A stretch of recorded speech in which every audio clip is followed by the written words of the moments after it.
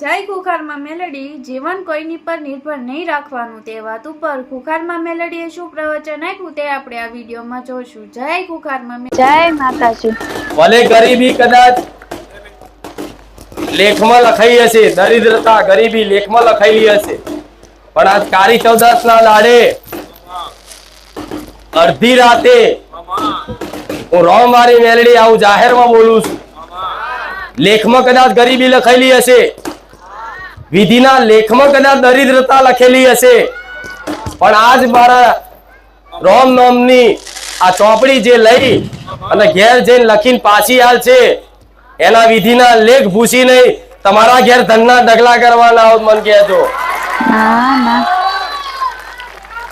કેમ કેમ લક્ષ્મી વગર તો આ જીવન નહીં હેડ એવું કોઈનું.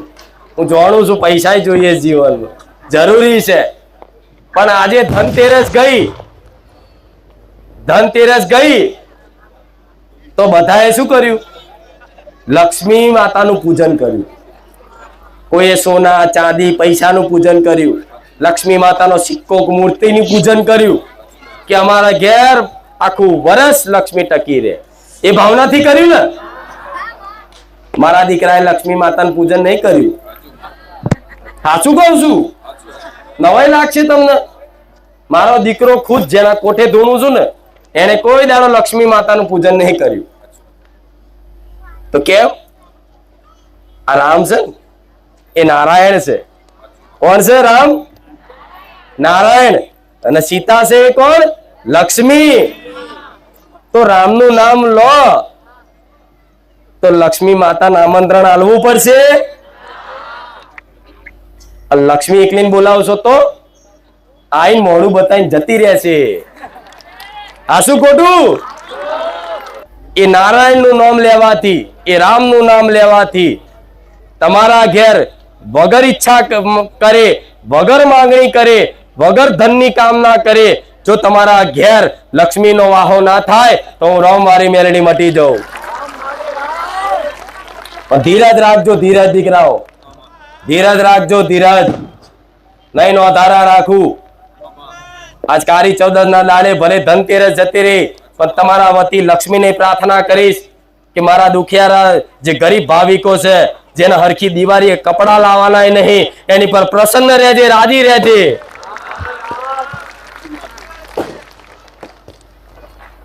ઘણા ભક્તો એવા છે કે જેને દિવાળી કરવી હોય, પટેલ નહીં, મને જવાનું મન નહીં થતું તમારા જોડથી. તમને જેમ જવાનું મન નહીં થતું ને, એવી રીતે મને માતા નહીં તે અહીંથી જવાનું મન થતું. મને એવું થાય આખી રાત તમારી જોડે બેહી રહું. થાય કે નહીં? તમને થાય છે ને એવું? ભૂખ લાગે, જે લાગે બધું ભૂખ જતું રહે એક બાજુ, બધા દુઃખ બધા જતા રહે એક બાજુ. જવા વાળા ઉતાવળ કરતા હોય ને તો એવું કે આને ફરી લઈને નહીં આવવાનો, આ તો બહુ ઉતાવળ કરે છે,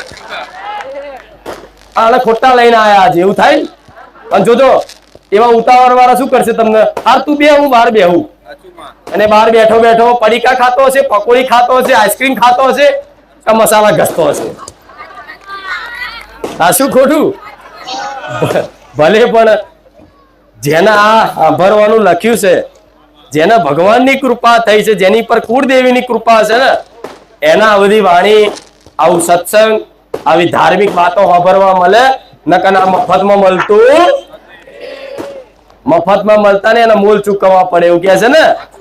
હા, તો તપ કરવું પડે. આ મફતમાં એમને મળતું નથી, પણ આ બેઠેલા છો ને, એનો હિસાબ, એનો એ તપનું કદાચ જે ભેગું થયું છે ભાથું, એનો હિસાબ હું મેલેડી રાખીશ, તમે ના રાખતા. મારા સેવકો નહીં તે દિવાળીના રોમ રોમ, નવા વર્ષના રામ રામ. સેવા ખૂબ કરી છે, પણ ફરી એક વખત હળી મળી ભેગા થઈ અને ધામની સેવા, મારા ભક્તોની સેવા એ મારી સેવા છે. મારા ભક્તોની સેવા એ મારી સેવા છે. મારા ચરણ નહીં દબાવો ચાલશે, પણ મારા પારે આવેલા કોઈ દુખિયારા ભક્ત હોય અને 200-500 કિલોમીટરથી ચાલતા આવ્યા હોય અને જેના ખરેખરમાં સેવાનો લાભ જોતો હોય ને, અને મારી વિશેષ કૃપા જોતી હોય ને, તો એના ચરણ દબાઈ આવજો. હું મેલડી તમારા ચરણ દબાઈ દઈશ. હું મેલડી તમારા ચરણ દબાઈ દઈશ. મારા દીકરાના અવસર મળતો નહીં, નકર ક્યારેય ના જવા દે. મારો દીકરો રોજ કહે છે કે તમારી જગ્યાએ હું હોય ને તો એમના પગ ધોઈને પાણી પીવું. આ બહુ મોટી સેવા છે.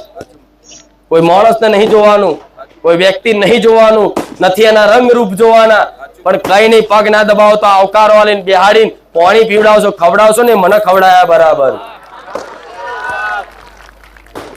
અને આનાથી વિશેષ તમારા જીવનમાં અસંખ્ય પાપ બન્યા હોય, એના કારણે કોઈ ભગવાન માતાજી હામું ના જોતા હોય તો હું તમને કઈ કહેતી નહીં કે તમે આ કામ કરો, પણ કદાચ પ્રસાદી લો ને અને પ્રસાદી હોય ને અને બીજા ભક્તોની 5 થાળી ધોઈ તો જોજો.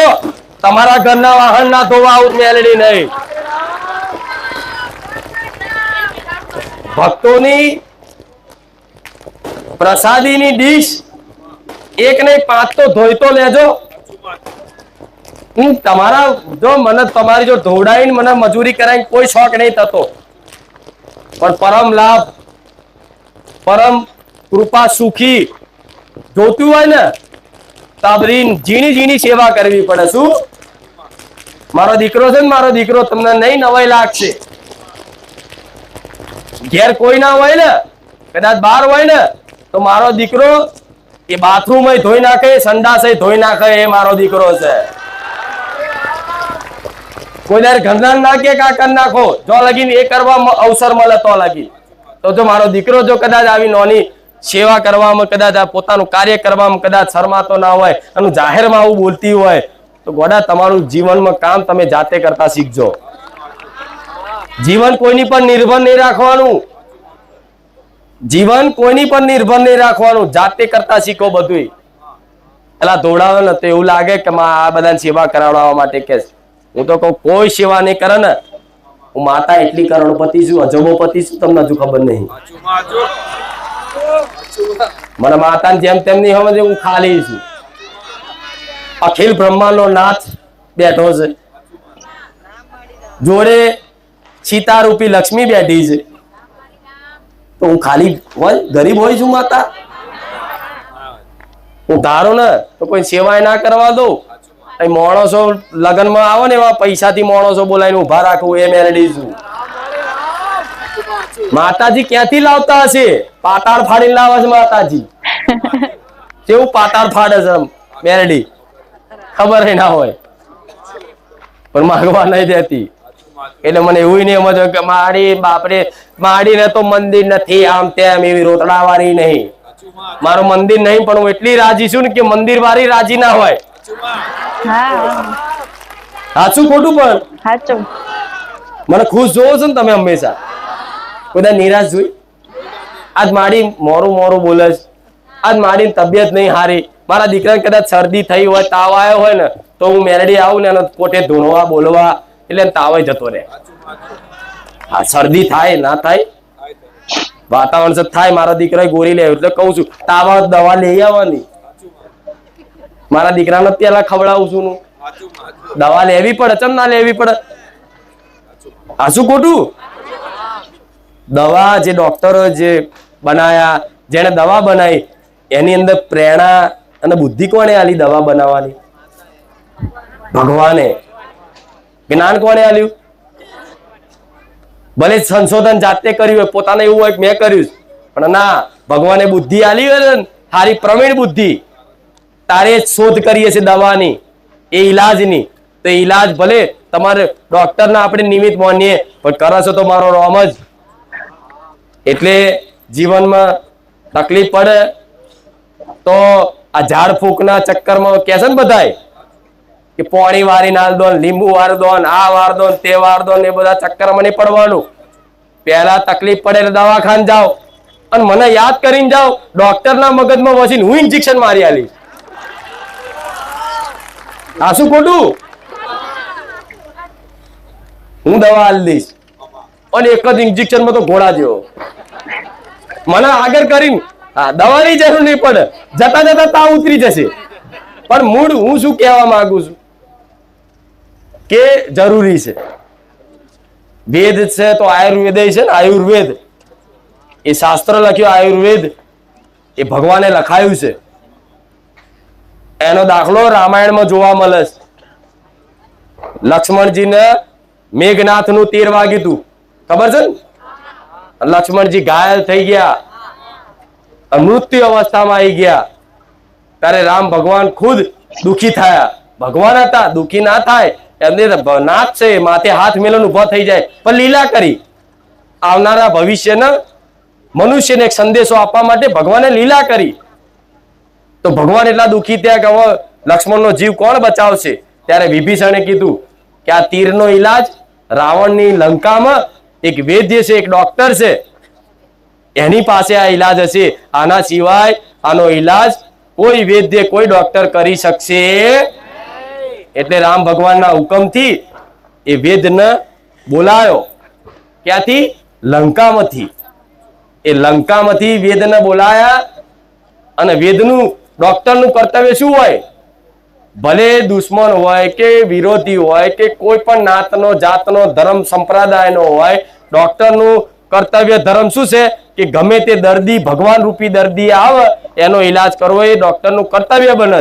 એવી રીતે ભલે રાવણનો એ ડોક્ટર હતો પણ એને કર્તવ્ય નિભાવ્યું કે ભાઈ મને બોલાયા છે તો મારા ઈલાજમાં, મારા જાણકારીમાં જે બી આનો ઈલાજ થશે હું તમને માહિતી આપું છું, સાચી દવા બતાવું છું.